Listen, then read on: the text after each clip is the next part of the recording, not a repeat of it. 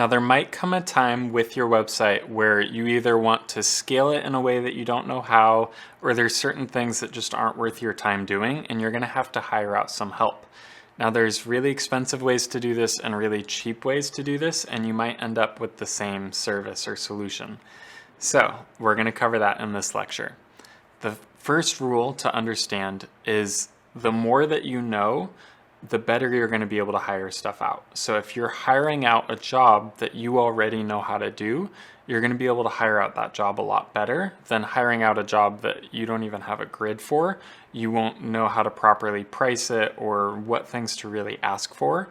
A good freelancer is going to be used to that and know how to work with it, but you understanding what you're doing is going to go a long way in you being able to hire out the service or manage the teams that are providing it. The next big thing is, where are you hiring the freelancers from?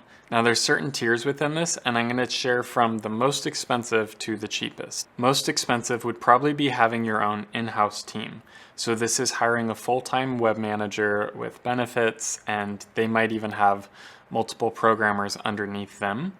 And this is obviously the most expensive option because whether you're needing updates or additions to your website or not, you're still paying the full-time salaries and benefits and what comes with it. And the downside I've seen to this is a lot of web designers that are just on salary. They might not actually have full-time work, but they're working full-time. And so you just kind of run into this thing where you're paying for a lot of stuff that you might not actually need done or updated, especially if you're still a small business. The second most expensive option, which is one that I don't recommend at all, is hiring a local freelancer off of Craigslist or just finding a local freelancer from referrals. The reason I don't recommend this is because they're probably not going to be the best at what they do, and they're probably going to charge a lot more for the same service.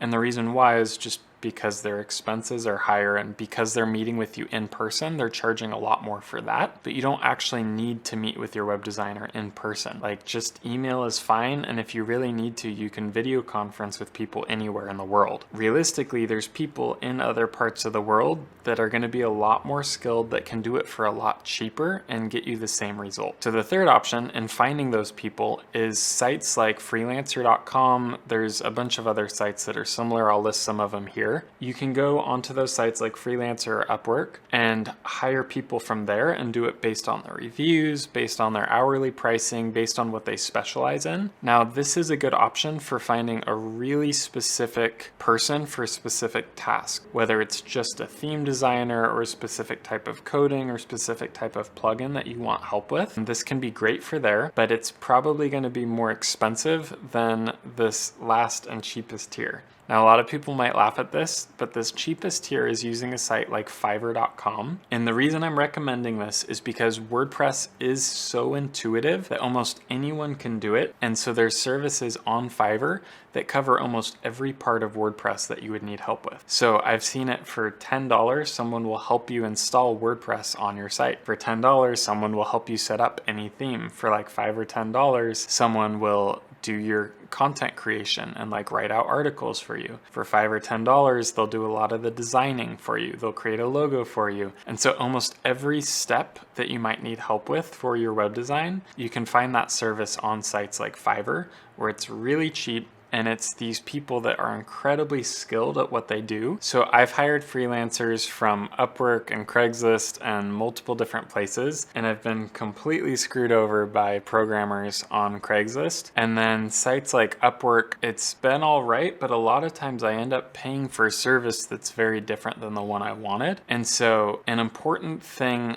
within this is, if you're hiring out a service that you don't have full understanding of, make sure you're getting at least 2 or 3 opinions or quotes on it, because different programmers might quote you very different rates for very different projects, even though you're requesting the same thing. And so again, the more you understand, the better you'll be able to hire it out. But if you don't have understanding of what you're hiring out, then at least get several opinions on it. And the last thing to remember is that things are always changing. Don't be overwhelmed by this because you understand the core fundamentals. You know what the internet is, what a website is, what your server is. So even though there's going to be updates within WordPress, and even though in the future other content management systems are going to come out that will replace WordPress and be better than WordPress, you'll be able to move with it and change with it because you understand the core.